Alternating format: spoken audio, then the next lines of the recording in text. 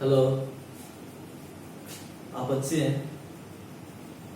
चलिए, हम aromatic compound पढ़ रहे थे और एरोमेटिक कंपाउंड के दो लेक्चर हमने प्रीवियस वीडियोस में देखे हैं, है ना। लेक्चर 1 और लेक्चर 2। आज जो हम करने जा रहे हैं वो लेक्चर 3 है ना। बहुत ही इंपॉर्टेंट लेक्चर होने जा रहा है ना। बहुत ही इंपॉर्टेंट स्किल सीखेंगे हम इसमें, है ना, जो एरोमेटिक के कंपाउंड के रिएक्शन को समझने के लिए बहुत ही जरूरी है, रिएक्शन के अंडरस्टैंडिंग के लिए बहुत जरूरी है।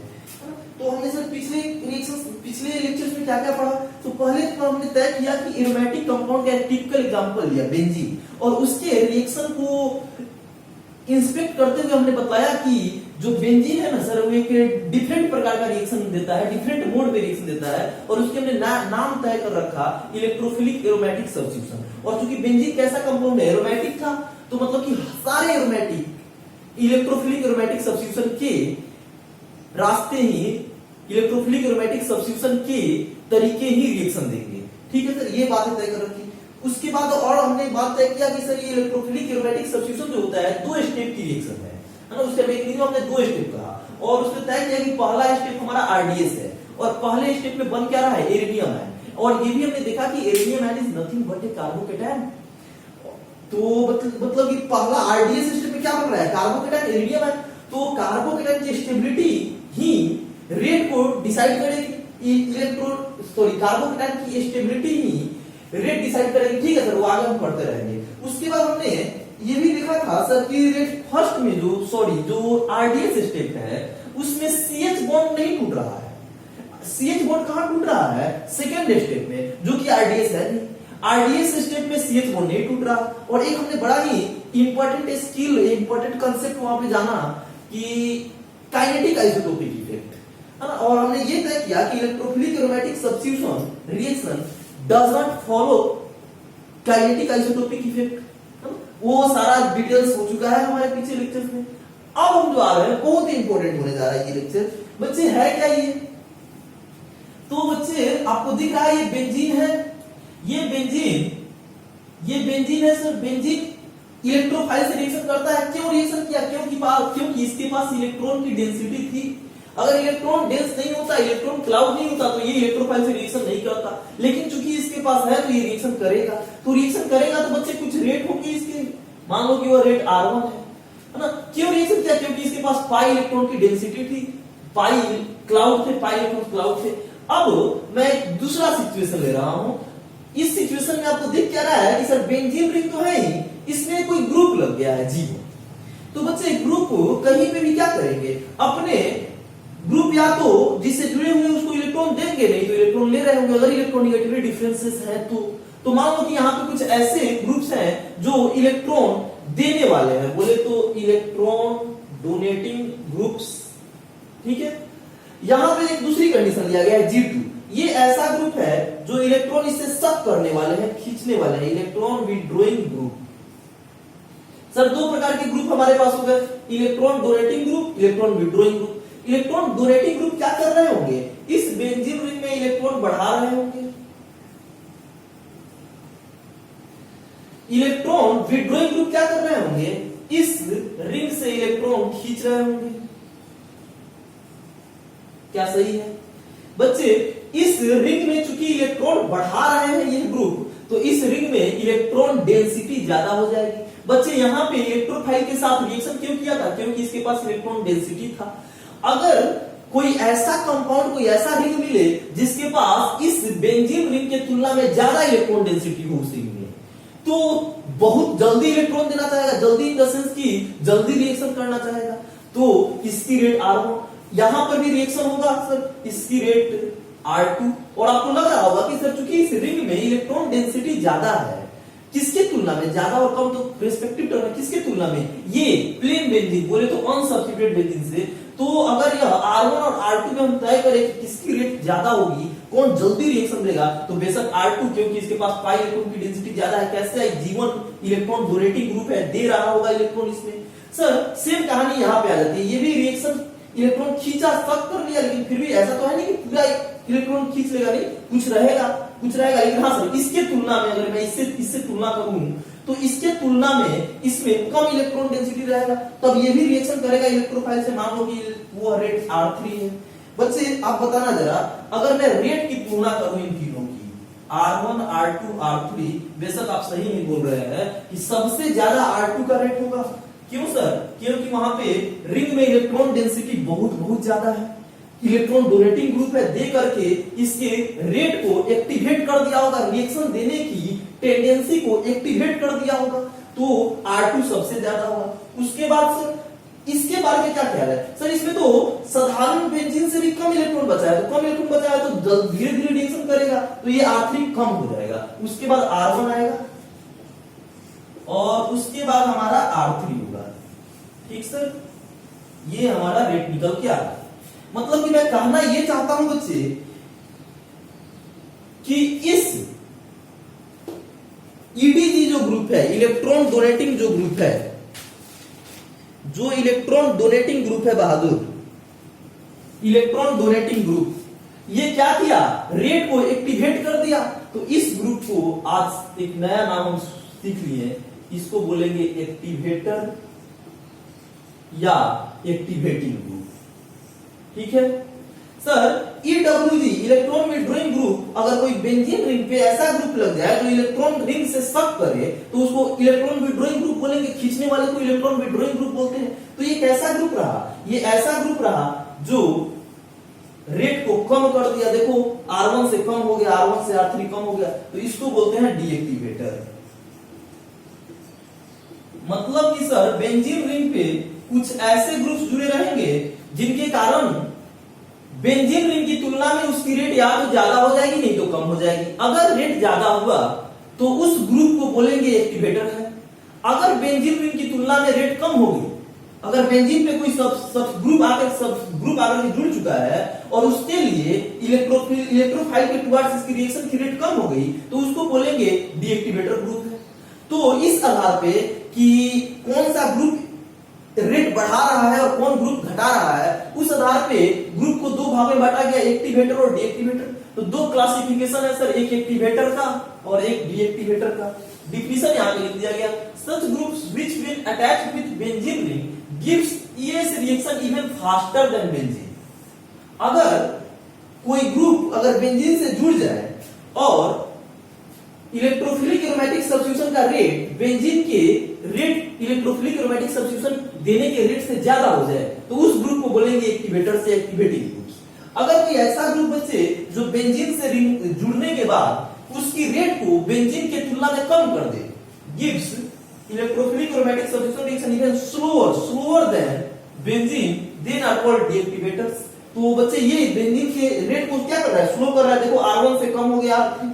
तो ऐसे तो दो प्रकार के ग्रुप बांट दिए गए, एक्टिवेटर्स और डीएक्टिवेटर। सर कुछ ग्रुप्स लिख करके दिखाओ ना, ये G1 और G2 के बदले कुछ ग्रुप्स एग्जांपल लिख करके दिखाओ। चलो बच्चे आ जाए, आप अपनी कॉपी पे बनाए बेंजीन रिंग और बेंजीन से जुड़े OH ग्रुप रैंडमली। बस मैं कह रहा हूं इसमें आप जोड़े, क्या करना है सर? एक बेंजीन रिंग बनाना है और उस पे OH जोड़ देना है। लो सर मैंने जोड़ दिया। बच्चे बेंजीन रिंग से OH जुड़ चुका है, ये क्या इफेक्ट करेगा सर? कुछ कर पाएगा क्या? हाँ सर, OH के पास क्या है? ऑक्सीजन के पास लोन पेयर है और लोन पेयर एक बॉन्ड का क्या पाई रेजोनेंस परफॉर्म होगा। आप जानते हैं रेजोनेंस कैसे होता है। चलो सर इसकी परिणाम लिखते हैं।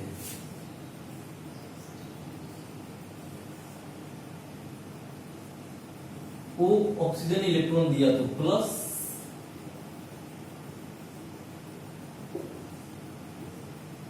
ठीक है बच्चे। चलो उसको वहीं पे रोकते हैं, एक पल यहां पे हम बात कर लेते हैं। इस रिंग में OH का क्या हो रहा है? OH के कारण इलेक्ट्रॉन जा रहा है रिंग में, इलेक्ट्रॉन रिंग के तरफ फ्लो कर रहा है।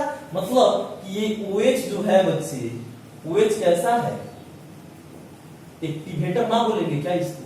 बिल्कुल, ये एक्टिवेटर्स हुआ। OH इस केस में एक्टिवेटर है। क्यों? क्योंकि रिंग में इलेक्ट्रॉन दे रहा है और जैसे ही इलेक्ट्रॉन देगा तो रिंग में इलेक्ट्रॉन डेंसिटी ज्यादा होगी, तो इसकी टेंडेंसी इलेक्ट्रोफाइल के टुवर्ड्स एक्टिवेट कर जाएगी, इसलिए इसको एक्टिवेटर ग्रुप बोलते हैं, है ना। एक्टिवेट रेट को एक्टिवेट कर दिया। चलो सर रेजोनेंस तो यहां भी होगा सर, यहां भी होगा।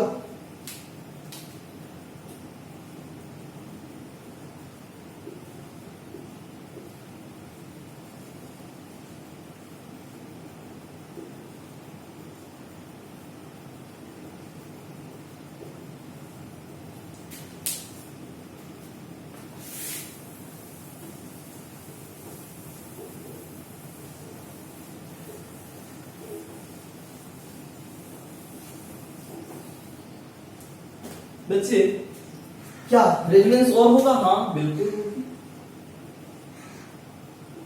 रेजोनेंस कराने तो आता है, आप गुनगुनाते हुए इसको कर लेंगे।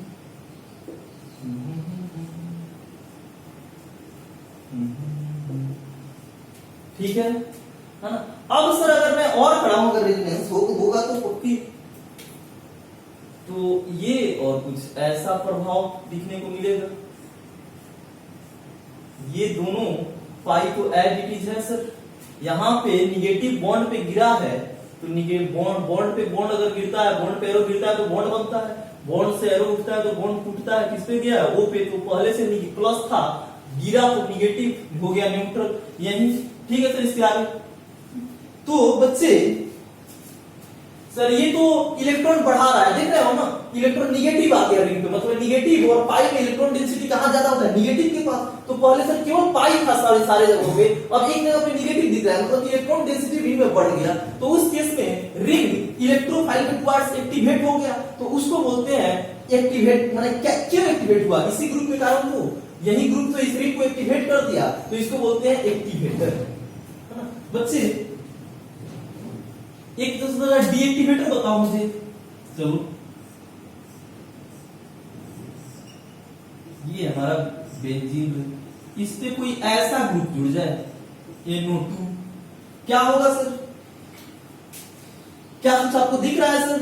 पाई एक और का पाई रेजोनेंस परफॉर्म होगा, और जैसे ही होगा ये बच्चे बताना NO2 क्या कर रहा है? इस पाई इलेक्ट्रॉन को अपनी तरफ खींच रहा है, अपनी तरफ खींच रहा है। तो खींचने वाले मतलब कि इसमें ये खींच करके इस रिंग में इलेक्ट्रॉन डेंसिटी को घटा देगा। तो ऐसे ग्रुप को क्या बोलते हैं? डी एक्टिवेटर्स नहीं बोलेंगे क्या? बेशक डीएक्टिवेट। जैसे ही रिंग में इलेक्ट्रॉन डेंसिटी कम होगा, इलेक्ट्रोफाइल के टुवर्ड्स इसका रिएक्शन का नेचर घट जाएगा, डीएक्टिवेट कर जाएगा, तो इसको डीएक्टिवेटर्स बोले। चलो सर जरा इसका जो आपने रेजोनेटिंग स्ट्रक्चर खींच रहे हो वो भी खींच दो। क्यों खींच रहा हूं? इससे एक बहुत ही लुक्रेटिव अप्रोच मिलेगा आपको।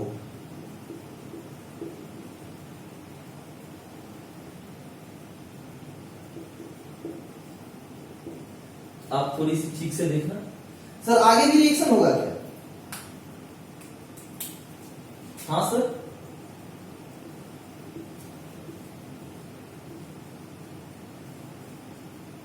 ये यहां पर प्लस, ये तो एज इट इज रहा।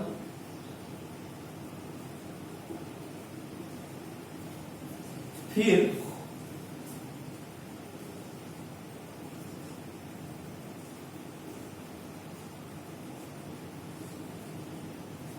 ये यहां पे आया तो यहां पर प्लस बनेगा, ये ऐसे रहा, N O पे माइनस, ये डोनेट किया।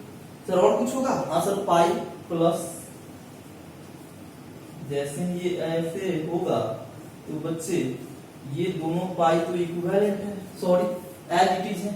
ये पाई बॉन्ड आकर के एक बॉन्ड पे आ रहा है तो यहाँ पे बॉन्ड बनेगा, ये प्लस खत्म हो जाएगी।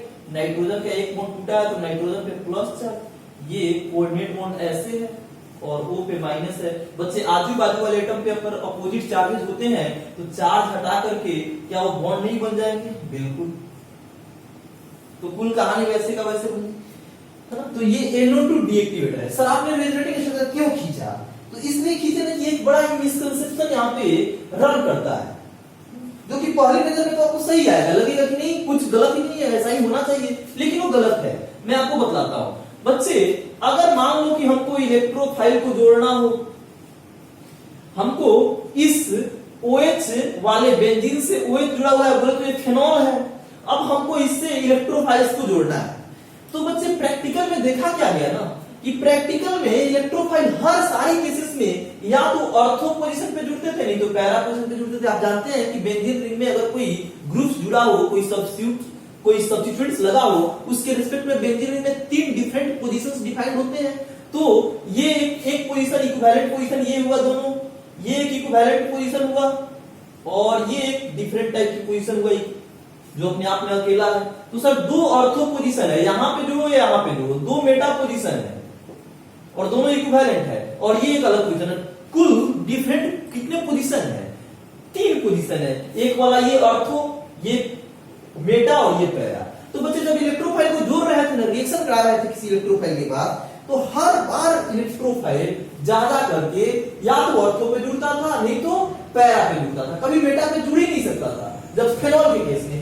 तो बच्चे अब इसको हमने थ्योरेटिकल रूप देना शुरू किया कि हम अपने कॉपी कलम पे कैसे समझेंगे। तो बच्चे ये इस बातों का एक्सप्लेन रेजोनेंस करते हुए दिख रहा था। इसे रेजोनेंस तो बहुत इंपॉर्टेंट है, बिना रेजोनेंस का तो ऑर्गेनिक का लैंग्वेज है रेजोनेंस, आप बोल ही नहीं सकते ऑर्गेनिक केमिस्ट्री। तो सर निगेटिव कहां पे आ रहा है, इस पोजीशन पे, मतलब इस पे निगेटिव ज्यादा है तो इलेक्ट्रोफाइल यहीं पे जुड़ना चाहेगा। और ये पोजीशन है कौन सा, ऑर्थो। सर निगेटिव यहां पे आया, ये पोजीशन कौन सा है, पैरा। ये निगेटिव, ऑर्थो, ये तो बन गया। मतलब कि अगर निगेटिव जुड़ना चाहेगा सर तो इलेक्ट्रोफाइल है सर, इलेक्ट्रोफाइल अगर जुड़ना चाहेगा तो वहीं जुड़ेगा जहां पे निगेटिव ज्यादा हो। मतलब कि या तो ऑर्थो पोजीशन पे जुड़ेगा, नहीं तो पैरा पोजीशन पे जुड़ेगा। तो इस तरीके से कौन सा ग्रुप, अच्छा ये ऑर्थो और पैरा क्यों डिसाइड हुआ, इसी OH ग्रुप के कारण। तो इस ऑर्थो और पैरा पे इलेक्ट्रोनिगेटिव, सॉरी निगेटिव इलेक्ट्रॉन बढ़ा था, ज्यादा हुआ था, तो इस पे इलेक्ट्रोफाइल जुड़ा। तो बच्चे इलेक्ट्रोफाइल कहां जुड़ रहा है, किसी ग्रुप के रेस्पेक्ट में किस पोजीशन पे इलेक्ट्रोफाइल जुड़ रहा है, उसके आधार पर भी ग्रुप्स को दो टाइप में क्लासिफाइड किया गया। एक था ऑर्थो पैरा डायरेक्टिंग ग्रुप। कुछ ग्रुप्स होंगे जो आने वाले इलेक्ट्रोफाइल को ऑर्थो पैरा पोजीशन पे डायरेक्ट करेंगे, डायरेक्ट बोले तो बतलाएंगे, सजेस्ट करेंगे कि आपको electrophile ortho and para position पे, जैसे कि OH क्या बोल रहा है कि इलेक्ट्रोफाइल अगर आना है तो आओ ऑर्थो या फिर पैरा पे। देखो ऑर्थो या फिर पैरा पे। तो वैसे ग्रुप्स को ऑर्थो पैरा डायरेक्टर ग्रुप बोला जाता है। जैसे कि OH कौन सा ग्रुप हुआ यहाँ पे, ortho para director. Incoming electrophile को कहां डायरेक्ट करेगा आने के लिए, ऑर्थो या पैरा पे। बच्चे NO2 के केस में आ जाओ। NO2 ने इलेक्ट्रॉन शक किया तो बच्चे आप जानते हो कि रेजोनेंस के सहारे अगर शक कर रहा है तो रेजोनेंस का इफेक्ट मेटा पे नहीं होता है, सिर्फ ऑर्थो एंड पैरा पे ही होता है। तो बच्चे इलेक्ट्रॉन जो घटेगा सिर्फ ऑर्थो एंड पैरा पे घटेगा। देखो प्लस चार्ज का मतलब क्या हुआ, इलेक्ट्रॉन घट गया।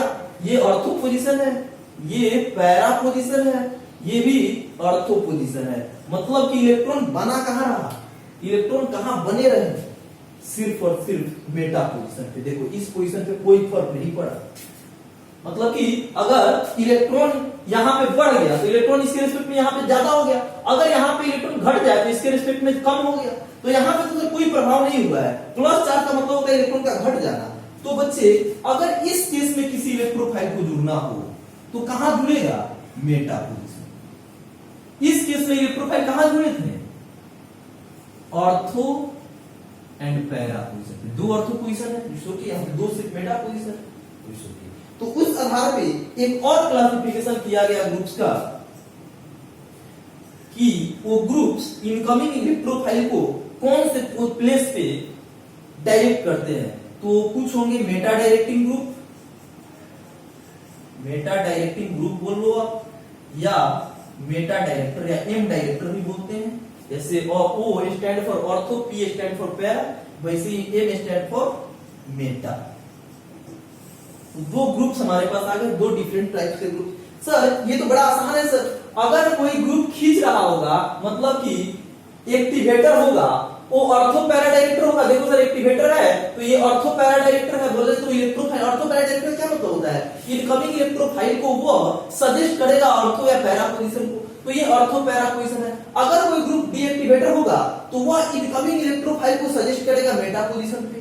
तो सर हम क्या ये कंक्लूजन निकाल सकते हैं, ये वर्डिक्ट ले सकते हैं कि activators are ortho para directing group and deactivators are meta directing group. बच्चे मैं नहीं कह रहा ऐसे, और बिल्कुल आपको भी नहीं लेना चाहिए। ऐसा होते हुए दिख रहा है लेकिन ये सच नहीं है, ये कोइंसिडेंस है। ये आप अगर रटे हो या रट लेते हो तो बाय लक आपकी सही हो जाएगा। जैसे यहाँ पे सही है, यहाँ पे वो कंक्लूजन निकालोगे कि सर अगर कोई इलेक्ट्रॉन दे रहा है तो इलेक्ट्रॉन में रिंग में इलेक्ट्रॉन बढ़ेगा, किस पोजीशन पे बढ़ेगा सर, तो ऑर्थो एंड पैरा पोजीशन पे, तो आने वाले electrophile ortho and para position पे जुड़ेंगे। अगर कोई ग्रुप इलेक्ट्रॉन निकाल रहा है बेंजीन रिंग से, तो सर ऑर्थो एंड पैरा से निकाल लेंगे, मतलब कि मेटा पे एज इट इज इलेक्ट्रॉन बना रहेगा, ज्यादा रहेगा, तो कोई इलेक्ट्रोफाइल मेटा पे जुड़ेगा। तो क्यों नहीं सर लिख देते हैं ऑर्थो पैरा, नहीं बच्चे ये गलत है। कैसे गलत है? ये कंक्लूजन हर जगहों पे काम नहीं करता। कहां पे काम नहीं करता सर, ये दिखाओ। चलो एक बार मैं दिखाता हूं बच्चे, आप डिफिनेशन लिख लोगे ऑर्थो पैरा डायरेक्टर ग्रुप और ऑर्थो पैरा डायरेक्टर क्या होता है सर। तो आप लिखेंगे that group which directs the incoming electrophile at ortho and para positions are called ortho para directing group। वैसे ही अगर आप मेटा डायरेक्टिंग ग्रुप का डिफिनेशन लिखे तो आप लिखेंगे that group which when attached at benzene rings directs the incoming electrophile at meta position are called meta directing group, are called meta directing group.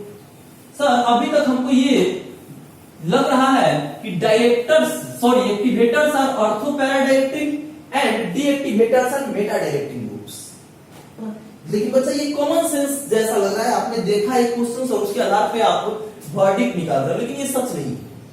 क्यों सच नहीं है ये भी बताएंगे, कहां पे फेल कर जाता है, कहां पे ये झूठ साबित हो जाता है ये भी बताएंगे। तो चलो सर, कॉमन सेंस नहीं लगाने का, साइंस बच्चे कॉमन सेंस से नहीं पढ़ा जाता है ना। साइंस के लिए क्रिस्टल क्लियर कंसेप्ट चाहिए।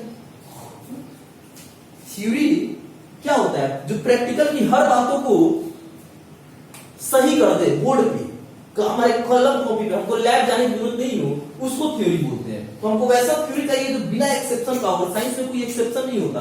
अगर बच्चे को कुछ चीजें साइंस में अगर नहीं समझ में आती है तो उसको एक्सेप्शन नहीं, उसको तो मिरेकल बोलते हैं, चमत्कार है। चलो ऐसा है कि ये बेंजीन रिंग है और इस पे मैं एक Cl लगा लेता हूं, हेलोजन। आप बताइए Cl इस बेंजीन से इलेक्ट्रॉन सक करेगा या इलेक्ट्रॉन देगा? तो बच्चे किन्हीं को ये लग जाएगा कि लोन पेयर है सर, लोन पेयर एक क्या क्या पाई रेजोनेंस से देगा इलेक्ट्रॉन, लेकिन आप गलत हो, आप भूल जाते हो। हैलोजेंस की इंडक्टिव डोमिनेट करता है रेजोनेंस इफेक्ट पे, है ना। तो यहाँ पे जो हैलोजन ग्रुप्स है उसका हम रेजोनेंस की तुलना नहीं करेंगे, रेजोनेंस की चर्चा नहीं करेंगे, हम इंडक्टिव की चर्चा करेंगे। तो इंडक्टिव में Cl कैसा है, -I, तो ये खींच करके इस रिंग में इलेक्ट्रॉन बढ़ा देगा या घटा देगा, बेशक सर घटा देगा। तो ये Cl क्या हो गया, डीएक्टिवेटर्स। अब बच्चे चिल्ला दिए कि डीएक्टिवेटर्स है sir, deactivators are meta director. अभी हमने देखा है नोट टू का deactivators and also meta director. Meta पे इलेक्ट्रोफाइल को डायरेक्ट कर रहा है जाने के लिए, लेकिन जैसे ही आप मेटा डायरेक्टर बोलोगे ना गलत हो जाएगा बच्चे। ये मेटा डायरेक्टर नहीं है, ये है ऑर्थो पैरा डायरेक्टर। सर ऐसे आप कहे हुए बातों से नहीं मानेंगे, आप प्रूफ करके दिखाओ तब हम जाने।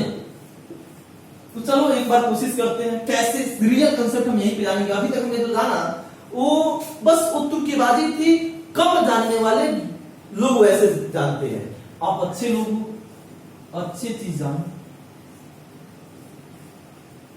सर ये हमारा बेंजीन था, इस पे Cl जुड़ा हुआ है। चलो सर ये कहां जुड़ेगा, इलेक्ट्रोफाइल इसके रेस्पेक्ट में तीन ही पोजीशन है, ऑर्थो, मेटा एंड पैरा। इन्हीं तीनों पोजीशन में किसी एक पे जुड़ेगा।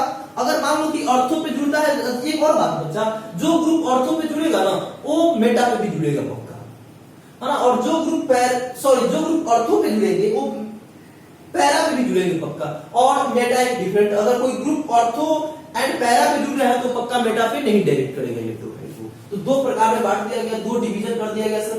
किसके आधार पे, आने वाले इलेक्ट्रोफाइल को कहां सजेस्ट कर रहे हैं। या तो कोई ग्रुप सजेस्ट करेगा ऑर्थो एंड पैरा पे, नहीं तो कोई ग्रुप सजेस्ट करेगा मेटा पे। चलो सर ये कहां पे सजेस्ट करेगा, तो सर हमारे पास तीन ही तो सिचुएशन है, या तो ऑर्थो पैरा हो सकता है, नहीं तो मेटा हो सकता है। चलो बारी बारी से काम करते हैं।